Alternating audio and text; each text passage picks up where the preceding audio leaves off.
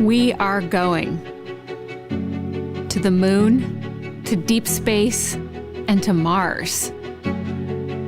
Humanity will venture further out into our solar system than ever before. But the history that awaits us requires a first step. This is a story of a mission that represents that essential first step to the moon. A mission that has become the first in a series of increasingly complex missions to expand the bounds of human exploration. This is the story of Artemis I. 3, 2, 1. Boosters in ignition. And liftoff of Artemis I. We rise together back to the moon and beyond. Artemis I was a first flight that set new records of performance, exceeded our estimates for efficiency, and established new safety baselines for human flight into deep space. All before returning from this journey, plunging through Earth's atmosphere, and arriving safely back on our home planet.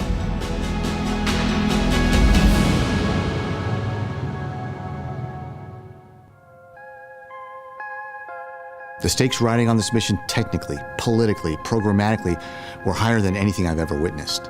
Anything less than the perfect operation of over 2 million parts that make up the Orion and SLS space vehicles, as well as the execution of tens of thousands of procedures during the flight. And it's likely that this generation, our generation, we lose the moon.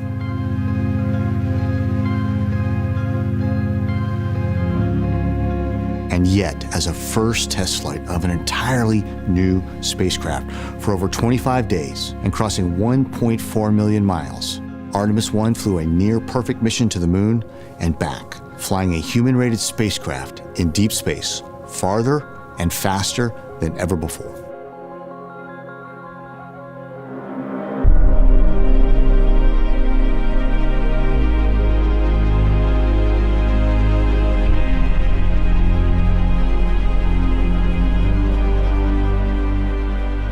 The launch of Artemis I on November 16th, 2022, was a demonstration of new generation of capabilities and powerful performances. That night, the Block 1 version of SLS became the most powerful launch vehicle ever flown to orbit. SLS roared to life with 8.8 million pounds of thrust. That is 1 million pounds greater than even the mighty Saturn V. So all personnel, STC, STC's go. OTC, GTC, MCO. Booster, go. Control, go. GNC, go. Prop, go. CDH, go. FIDO, go. FAO, go. MPO, go. All right, folks, go for launch. At this time, I give you a go to resume count and launch Artemis I. And here we go. 10. Hydrogen burn-off igniters initiate. 4-stage engine start. 3, 2, 1. Boosters in ignition. And liftoff of Artemis I.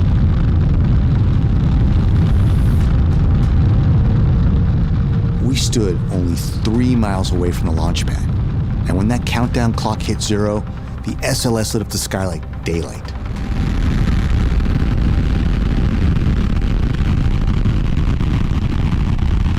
And we were treated to the ground and air, reverberating the power of that first stage through our bodies. The crackling of the engines and the solid rocket motors was so distinct and even louder than when we launched space shuttles from that very same launch pad. Confirmation that the solid rocket boosters have separated. And then hearing the collective gasp of the crowd when we finally heard MECO, main engine cutoff. The flight dynamics officer reports that we have a nominal main engine cutoff. And everyone could finally breathe again. The first stage had done its job. That's a moment we will never forget. Performance nominal. Copy nominal. Booster, how's the engine looking? Looking good, flying. Okay, FIDO, straight and narrow. The technical perfection of this launch was equally as staggering. Artemis I achieved orbital insertion with an accuracy of 99.974%. That's a near perfect velocity bullseye, and a level of precision never flown before on a first flight.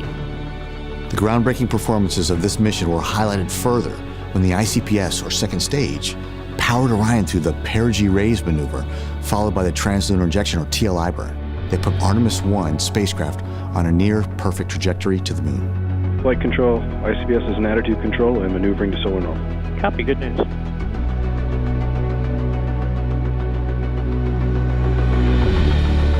The views of our blue marble in the blackness of space now capturing the imagination of a new generation, the Artemis generation.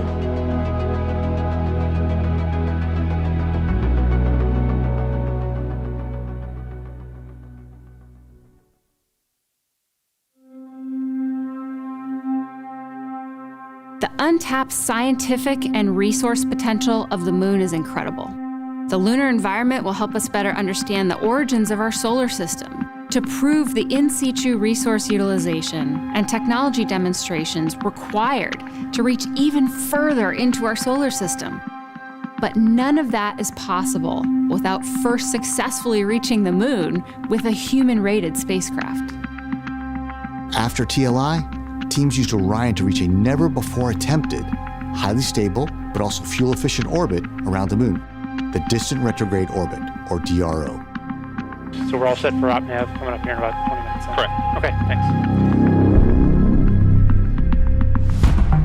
Flying by on the entry to the DRO put Orion within a mere 80 nautical miles of the lunar surface. That was close. And this path used the moon's gravity to slingshot Orion out to a new record for a human-rated spacecraft's distance from our home planet of Earth, nearly 270,000 miles away. And it was in those harsh environments that Artemis I truly shined, increasing our understanding of how to confidently operate in deep space. On flight day 13, we canceled a planned orbital maintenance burn because it was simply unnecessary. On flight day 20, we ignited the main engine once again and began the long journey back to Earth. From this view, Orion is 1,277 miles above the lunar surface following its return-powered flyby burn, which sent it around the backside of the moon. Orion now has its sights set on home.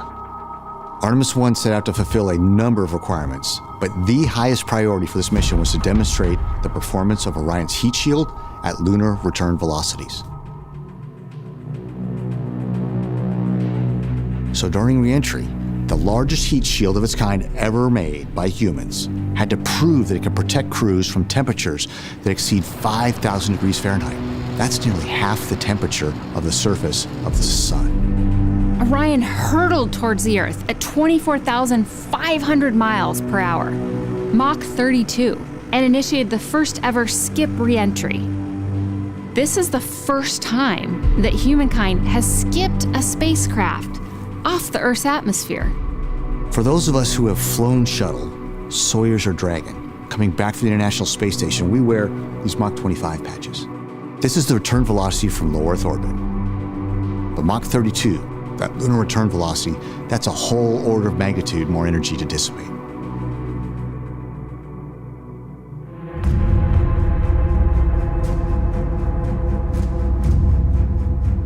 So there we were.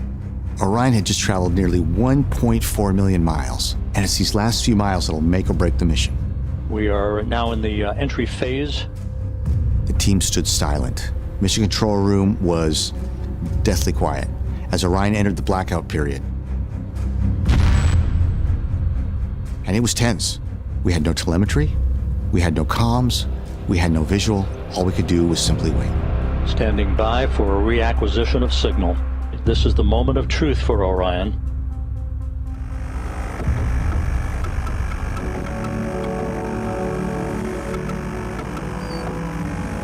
And then suddenly there it is. And there is a view of Orion. Orion has survived the flaming hot re-entry. Mission control consoles all come alive with data again. We're on glide slope, the drogue's deployed, but again, we're at the point where we're all holding our breath.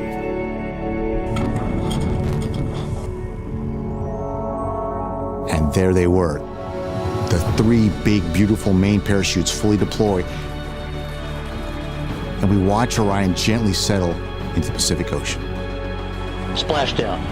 Orion, back on Earth. We are speechless. We are ecstatic. We did it. At that moment, we could say, without hesitation or reservation, the Artemis generation, our generation, has had its first flight. We are going to the moon.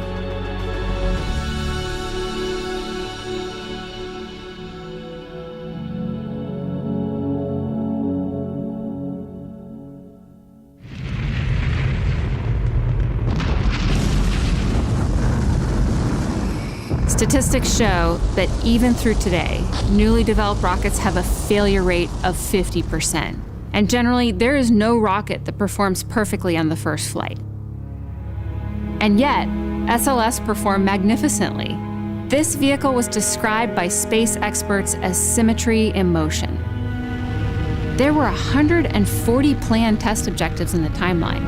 Artemis I achieved each and every one with such precision that the teams expanded the envelope with 21 additional test objectives. Because of the Artemis I mission, we retired risks that could have delayed or unraveled the ambitions of this generation, our generation, to return to the moon. Because of the Artemis I mission, we have demonstrated our ability to go farther and faster than ever before, opening the door to explore Mars and other destinations throughout the solar system. By nearly every single metric, Artemis I was a resounding success. Just as Orville and Wilbur Wright were the first to achieve human flight, 50 years from now, we will look back and point to how our efforts to venture out into deep space began here. Our voyage out into the solar system started with this first flight. And yet, this is but a prelude to what comes next. Ladies and gentlemen, your Artemis II crew. Human beings will fly around the moon next on Artemis II, simply because of the demonstrated amazing success of this first flight. Thank you to the NASA workforce. Thank you to our industry partners, everyone in Europe that's working for this. We need to celebrate this moment in human history. It is the next step on the journey that gets humanity to Mars. America has made a very deliberate choice over decades to curate a global team, and we are going to the moon together. When I think about this mission that's a relay race with international partners, it's also so awesome in and of itself. So, am I excited? Absolutely. And I want everybody to say it. 1, 2, 3.